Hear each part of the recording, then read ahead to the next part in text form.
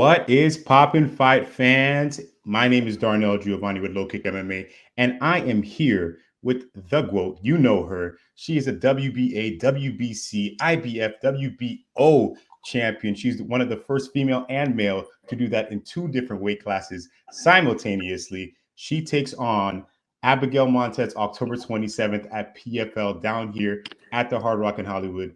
Miss Claressa Sheilds, how are you? Hi. You know, in MMA, you guys usually say that I'm a two-time division world champ, but it's actually three. But I'm undisputed in two of those weight classes. So it gets confusing. It's a lot of belts and a lot of accomplishments, but three divisions, two-time undisputed at 154 and 160. Just FYI. Absolutely, got to correct me. Guys, we're trying to learn the boxing, a lot of belts, but you got to make it clear. But Claressa, you just came off of watching Deontay Wilder and Tyson Fury fight. How was that experience? That's the third time you've gone. Yeah. Of course, I was going for Deontay Wilder. He showed so much heart. Tyson Fury, man, is just a very, very good boxer. He got a lot of heart too. He was the better man, upon the third fight. But I was still kind of hurt for Deontay Wilder because that's why I was cheering for. That's why I wanted to win. But it was a great trilogy. I mean, I'm trying to think of guys who I've seen in boxing fight three times. And I think that was definitely one of the best that I've seen. Yeah, and did you think that Deontay made a big differences in this third time fight? What? Listen, Deontay can build off of that, off of that performance, from the last fight, I think when he got knocked out by Fury in the 7th round to being knocked out in the 11th. But I mean, he showed so many improvements. Only thing he needs to fix is his gas tank and just some better defense. But other than that, he made so many great improvements, and that's thanks to, his hard work and to his new coach, Malik Scott, or the Malik King, I think. That's right. And at the end of the fight, unfortunately, they didn't they didn't handshake. Sometimes at the end of the fight, they make their differences, but Deontay didn't really want to speak to him. Do you feel that Deontay, maybe was not feeling okay after that fight because he took a lot of damage? No, he was feeling okay. For those who know, like everybody knows that I'm very, very close friends with Deontay Wilder's fiance, Telly. He was fine. I think that Deontay really feel like he was cheated in the second fight and that, some illegal things happened. Who knows? But that's how Deontay feels. And that's probably why he just said he didn't have any respect for Fury. But he did give Fury his props at the press conference. He said, hey, Fury was the better man tonight. So he gave him his props and he earned that, rightfully so. So he doesn't have to shake his hand, but he did give him his props on his victory. Absolutely. And that was probably one of the greatest heavyweight matches I ever seen in my life. But I have to there's an elephant in the room here, Claressa. There's an elephant in the room. A couple of weeks back, you were at the PFL championships during the press conference. And there was a gentleman who asked you a question regarding Jake Paul, being on the card. That's me. I was a gentleman that asked you that question. What? Oh my God. That is me. It is me. And I wanted to, on air, formally apologize because I did not mean any disrespect when I asked that question. I just wanted to clarify where I was trying to go with that question. It wasn't no disrespect of you being on an undercard of a Jake Paul fight. It was to be on the same card with him, as in a sense of, how Mike Tyson and Roy Jones Jr. were on the top of the build, and then Jake Paul was kind of underneath it. And it kind of did bring, more eyes to it. That's what I meant in more of a sense, not being on the undercard of the Jake Paul card. Well, I feel like for some women in boxing, that's a big opportunity for them. I think, Amanda Serrano has earned her rightful spot. She's a 7-time division world champion. She's signed to Jake Paul now, to his label. And, I think that was a big opportunity for her to be the top, to be the undercard of him, bring a lot of eyes to her. But someone like myself, with all that I've accomplished also, and just who I am and like what I represent, I would never do it because the opportunity was offered to me. Mm-hmm. Actually, to fight in Cleveland on Showtime, to be the undercard Jake Paul, and I turned them down. And it was because more of a fact of like, okay, am I fighting on undercard to call out Jake Paul next and me him fighting next, or is this just to help you guys get more pay-per-view buys? And it was like, look, I hold value to where, yeah, Jake Paul going to have his fans pay to watch him, but my fans are going to pay to watch me. And when you're not the top of the bill, you don't get that, that 60 or 50 or 40% of pay-per-view buys. The top of the bill gets that. And it was like, I'm not going to help Jake Paul with that. And I was never given the opportunity to be the top of the pay-per-view bill when I've earned that right. I fought the main event on Showtime 6 times, world championship fights, world championship competition, and had over 450K views on more than 2 and 3 of those fights. So it's like to not be given the opportunity and then be offered to fight on the undercard of Jake Paul, like a fucking slap in the face. Yeah. And this is why I think just my pride, me being a woman, me being, me being the GOAT, just would not allow me to do that. So I know it wasn't your intention with like the question, but it just was like, I have my own stardom and I don't need Jake Paul to help me transcend into superstardom. Like, I'm gonna do it on my own. I don't need him. Unless he want to fight me, then we can do that. But he don't want to fight me, then forget him. Absolutely. And that clip, it blew up everywhere. It's on Royce Five Night's page. It was on a lot of different pages. Do you feel that MMA fans got to see that personality that you haven't shown them completely yet? You know what? I still think the MMA fans are warming up to me. I feel like they have a lot of respect for me because I've come to the MMA world after calling out Amanda Nunes, of course, to a boxing match. So I've actually come to the other side, and I fought inside the cage against a person who's jiu-jitsu background and has more ground game than me, and I've won, and I've been challenged and everything, and now I'm training at one of the most prestigious gyms at Jackson Wink, and they're going to see me do it again. So it wasn't like a one-show type of deal, like, oh, she's going to have one MMA fight to prove everybody wrong, and then she's going back to boxing. It's like, no, I'm here. And I think that they are warming up to me, but I think that in some sense, I feel like they're conflicted, and they're conflicted between me and Kayla Harrison when it comes to the PFL. And I don't know if the confliction is that they feel like I'm saying that I'm on her level and that I want to fight her, or I don't know if the confliction is they feel like I can beat her, but I'm not fighting her. I don't know. But I'll just say that, Kayla is the PFL champ. I have a lot of respect for, and we will hopefully get inside the cage one day, but just know that I'm taking my time. She spent 2 years getting ready before her MMA debut. Coming from judo, I spent 6 months after training MMA, coming from boxing, and now I'm having my second MMA fight 9 months into the game. So it's like we're on different paths, but I think we would definitely get a chance to meet maybe in 2023, 2022, whenever me and my team feel like it's the right time. But I'm trying to be a great mixed martial artist, and right now I'm a great fighter, if that makes sense.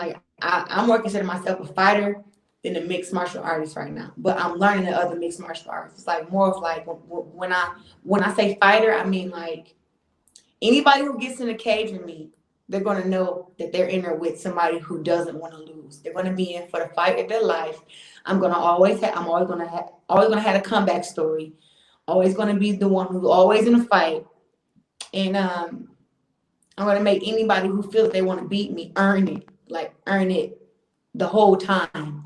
So that's why I say I'm more of a fighter right now than a mixed martial artist. But we're getting there. Yeah. We're getting there. And speaking of, you said the time that you've been doing MMA, your teammate John Jones said he feels like you were going a little bit too fast, in the training. Do you feel that you're going too fast? Look, I don't make the rules or nothing. Look, PFL calls my team and they say, hey, this is the opponent we have.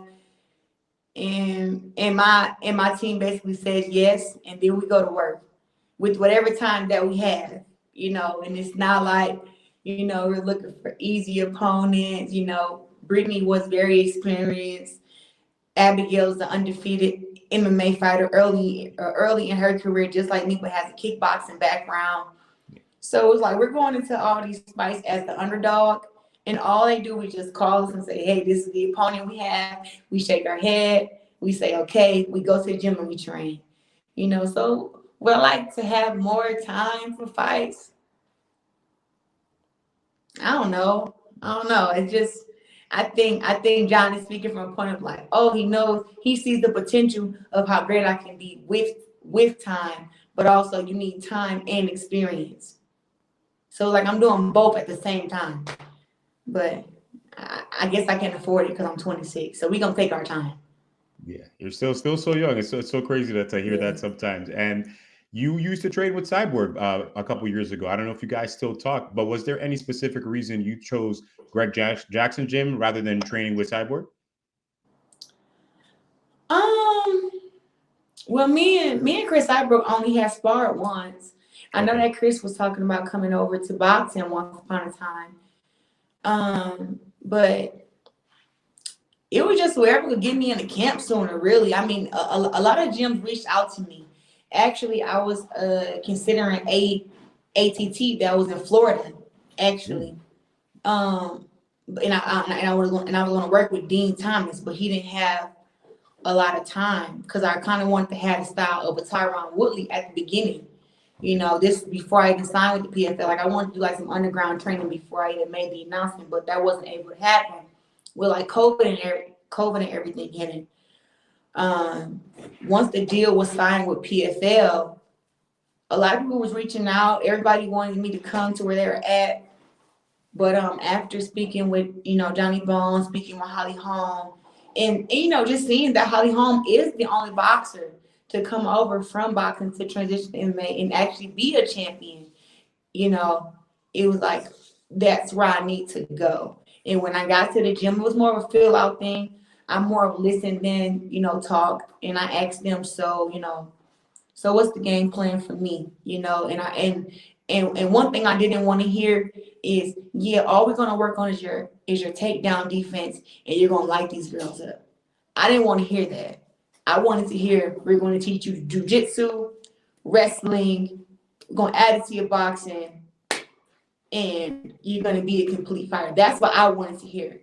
And when I asked them that question, you know, Coach Jackson, Coach Wink, everybody was like, we're going to make you a mixed martial artist. We're not just going to use, your boxing. We want you to be good at everything. And when they said that, I said, that's my kind of party. That's the kind of stuff that I want to hear because people just don't know who I am. Like, they don't know how hard I train. They don't know how hard I am, like how I critique myself, how strong my mind is, how I have like a photographic memory. Like, they don't know this stuff about me. But I am like the first person to get to the gym, and I'm the last person to leave. And that's every day. Like there's not a day where I don't train 3-4 times a day. And sometimes Coach Wink and Coach Jackson like, hey, let's take this off today. And I'm like, okay, so I won't do the workout that they said, but I'll go do something else. It's like I'm always in the gym, always in shape, always working, and just always learning. And if there's people around who I can learn from, um, I have no problem asking questions and just being humble and learning. So it's really been a great experience. But that's why I chose Jackson Wink. But I don't think that Chris reached out and said, "Hey, come train here." She reached out like a few weeks ago and told me to come to LA, but I wasn't able to come to LA to do any training with her. But I'm definitely gonna do some work with it because to me, Chris was one of the GOATs. Still is a GOAT. And any woman that gets in the cage with her is, going to have problems. And I really wish that her and Amelia Nunes would have fought 2 times because I felt like the first fight, not that it was a fluke, but it's just like Cyborg was too emotional and made some early mistakes. Yeah. But I feel like the second fight, she'd be a lot calmer and be able to actually make it a very, very competitive fight. So I'd love to see that fight again. Yeah, and I always tell people this, I got to give you the utmost respect to going into MMA because there's not a lot of boxers who would want to learn every single kind of the arts because they want to go in there, take down, let's just stand up. You want to do everything else and learn every aspect of MMA, which is awesome. But let me ask you this, when you are learning different kinds of striking within MMA, do you think that'll affect your boxing? Because with MMA, we got elbows, we got different things we throw. Well, is the reflex going to change when you're in the boxing ring? No, it's not. I've been boxing, which I'm happy about. I've been boxing since I was 11 years old. And there are some times in the gym to where like some of the guys were like, Chris, we don't even want to do MMA sparring with you. We want to box. And this is after I do the MMA sparring. And my mind, my mind automatically switches to, okay, now we boxing. And I don't think about kicks. I don't think about elbows and knees or nothing. The only thing I think about is just boxing because that's like first nature to me. So I'll never forget, how to box or, like being in a mental space of like, I spent 8 weeks getting ready for an MMA fight where it's just all MMA training. You're on the ground, you're on your back, you're doing cage work, you're doing kicks and stuff like that, kick defense and all this stuff. And then I have my 6 weeks of training camp for boxing to where it's nothing but punches, head movements, slips. And it's simple. Honestly, it's simple. So you got like my mind just switches back to boxing and MMA. Like, but when it's MMA, I'm thinking like I'm thinking of everything, and that's great. But back in boxing, it's less things to think about, which is like this is what I want to do anyway. I want to box. I feel like MMA has made me a better boxer, though. That's interesting. Very interesting point of view for sure. And now speaking of that rounded game, you got Abigail Montes October 27th. Are you going to want to show those improvements you made in training this past couple of months? Not just, oh, I'm going to stand with her the whole time. If there's an opportunity for a takedown, would you go for the takedown? I'm going to win. I'm going to do whatever I have to do to win. If I have to take her down to win, that's what I'm going to do. If I have to stand up and, fight her, with just the strikes, I'll do that too, but my job is to cause Abigail a lot of problems, to frustrate her, to surprise her, to let her know that she chose the wrong fight. Because I feel like she feels like she has the advantage because she had the kickboxing background, and she specifically said she's going to try to outstrike me. But Claressa Sheilds did not ever get bullied, and I'm really just becoming an all-around fighter. So whatever I have to do to beat Abigail is what I'm going to do. So you have to watch and see. You never know. You might see some head kicks going there. You never know what you got to be looking out for. Absolutely. And I will be there October 27th. I'm excited to see that. But I guess they try to create a narrative with you and Kayla and, you guys being in the same weight division, PFL, giving you that stage that they gave Kayla at one point. And you can kind of see the transition of that. Do you hope to have Kayla next year there in that tournament and to prove yourself against Kayla? I don't know. Look, I want to fight against Kayla. I feel like that's the fight to make, but we're not going to do it at a disadvantage with myself. I feel like Kayla still has a stage. She was front and center. She's the one fighting for the $1 million on October 27th. I'm cheering for her. It's like, I don't know. Sometimes I feel like 1 minute, me and her, we super, super cool. And then the next minute, she's saying, I can't wait to beat and destroy them all.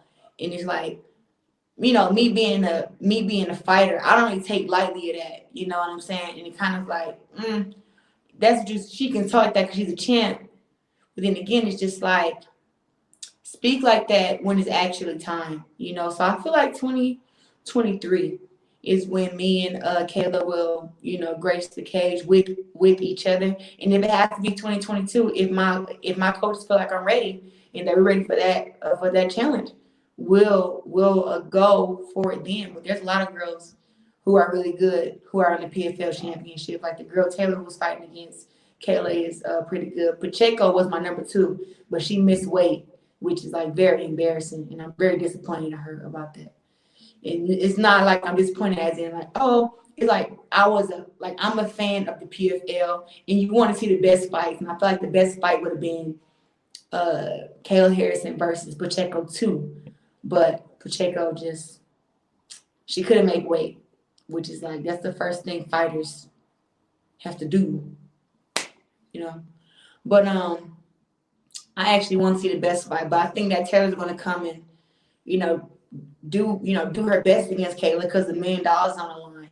But I think Kayla is just she's a great fighter, and she's worth the wait. She's worth the wait between her and myself. You know, for me to get ready and be and just had that experience, had that cage experience, have that, you know, ground game experience. She's worth the wait. So I'm not gonna rush it, but I definitely think it's one of the biggest fights in MMA for the women division potentially in the next 2 years. Yeah, and do you think next year it's possible for Claressa Shields to be in that tournament and to win that championship? I gotta let my coaches. I'm gonna let my coaches decide that. So I have a fight. A boxing match December. So Okay. after I fight October 27th, it's December, and then I'm going back down to Jackson Wing to do some more training, just to become overall better at everything. And once it's time to make that decision, if my coaches say, you know what, we want more time, but you're getting better, that's fine with me, because they know MMA better than me. But everybody knows if it was me, you know, I'd be like, I'll fight against it right now. We can go right now. But it's like, we have to be smart. And it's like, this is MMA. It's a whole different world. Make sure that you respect the arts. Respect the arts. That's it. And Claressa, last two here, and thank you so much for the time. I appreciate it big time. Of course. You were recently on Mike Tyson's podcast. What was your Yeah. favorite part about speaking to Mike? I think just being there was like the best part. Honestly, like, you don't really people don't get to be in the presence of Mike Tyson. People don't get to have him watch their fights and have him critique it and then have him say, oh, you did this well, you did that well. And, you know, for him to say, like, I'm the greatest woman of all time, you know, like, that was pretty big for me, because he was looked at as the GOAT when he was 18 years old. You know, he was winning championships and knocking out guys he wasn't supposed to knock out. He was avenging Muhammad Ali losses. I mean, he was just in a whole different kind of era. And to see that, you know, he follows me and follows my boxing and follows my MMA career also. I don't know. It just felt like I was talking to a long lost uncle. That's awesome. It was all great. I really can't think of what's my favorite part. Because even after, like, the part that people are saying about me, when he showed me the move, that was after an hour and a half after being on the podcast. So I was still there like an hour after, just going back and forth with him, talking to him. Just how he was saying, like, he wanted me to come back and meet his daughter. You know, how I was a perfect, like, role model for her. He loved everything I stand for. He loved my tenacity.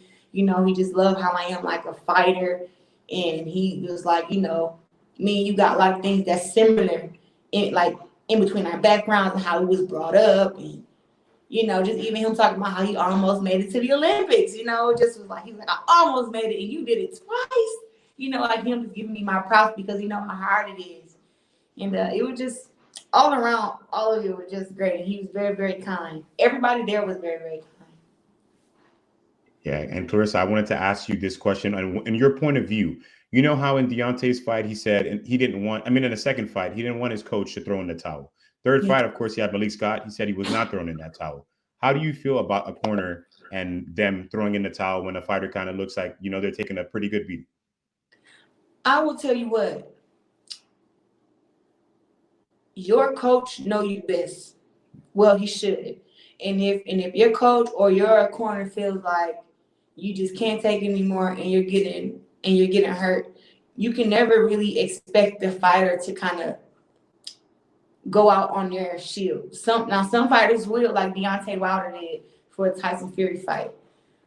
But I don't think it was more of just like him getting beat up by Tyson Fury. I think it was because also Wilder was tired as hell. You know, like, he was very, very winded.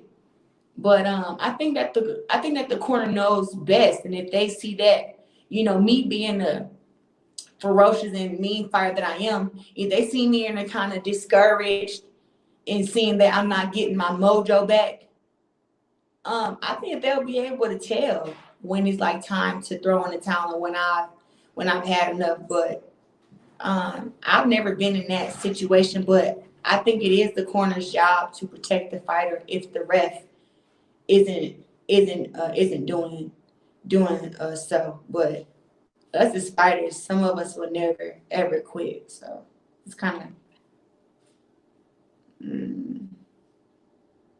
I don't want nobody throwing the towel for me. Yeah. You know, like I'd rather go down swinging. That's just me. Like if I'm gonna lose, I'm gonna go down swinging, and nobody gonna throw the damn towel in on me. But that's the thing. Like I'm always gonna be putting forth the effort. But I think that my coaches will be able to tell. Like, look, she ain't got nothing left. She keep getting hurt. She can't recover. She's not in a great position to win this fight. Then I would, you know, I guess I would be understanding to it, but I would still be upset. I think, yeah, for sure. I'd be upset just losing, period. And Claressa, is there anything you want to say? Usually I'd say boxing fans because, you know, you come from the boxing world, but anything you want to say to your MMA fans out there and what's going to happen October 27th at the Hard Rock in Hollywood, Florida? To all my MMA fans, I want you guys to come to Hollywood, Florida at the Hard Rock Casino. I will be fighting my second MMA fight. I've made a lot of improvements. If you guys want to see it live and in person, come on and see it. And for those who you know, who doubted me, you know, thanks. You're the reason I'm doing this. You're the reason why I'm going to keep winning. And for those who believe in me, thank you again, because you know how hard I work. And it's going to be a great, great, great fight. Just pray for me and keep me in y'all prayers. Appreciate it. Absolutely. And Claressa, can you tell the people if we're okay? Am I okay to ask you a question next time at a press conference? They think we have this beef, so you gotta let them know. Me and you are perfectly fine. I understand where you just come from with the question. You are fine to ask me any question. Really, it was the best question at the press conference. By the way, I want to speak on the press conference. Yeah. This is why the PFL signed me. I have a big personality. And it's not on purpose. I just answered the question on how I felt deep down inside, and I gave my answer. But we sat there for 2 hours, and I'm trying to think who else gave a great answer to a question. Right. You know, it was like, that's why the PFL signed me. It's not that I think that they're trying to promote me and make it seem like I'm better than Kayla.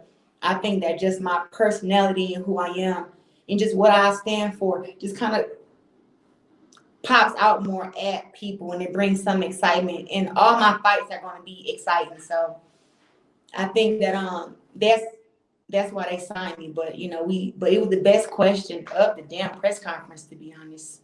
All right, I appreciate that big time, Claressa. I will see you here October 27th. She takes on Abigail Montes on the main card for PFL. Claressa, thank you so much for the time. I appreciate it.